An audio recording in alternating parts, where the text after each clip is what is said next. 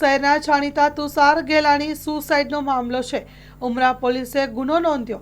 Blackmailing કરનાર મહિલા સામે નોંધાયો છે ગુનો। પોલીસે લાંબી પૂછપરછ બાદ પૂનમ ભદોરિયાની સામે નોંધી છે ફરિયાદ।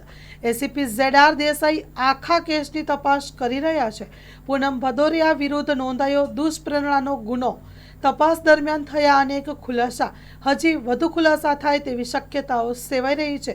તુષાર ગેલાણીની પુત્રીના નિવેદન બાદ પૂનમ ભદોરિયાની પોલીસે કરી અટકાયત।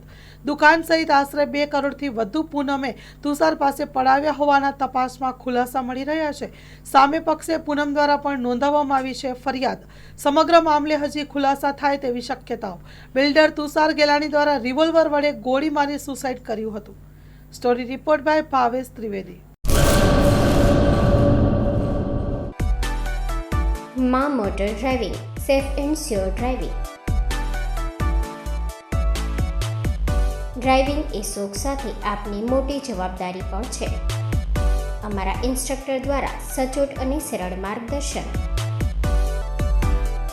આપની રોજની તાલીમની માહિતી મેળવીને શું અધુરાશ છે એના ઉપર પૂરું ફોકસ કરાય છે।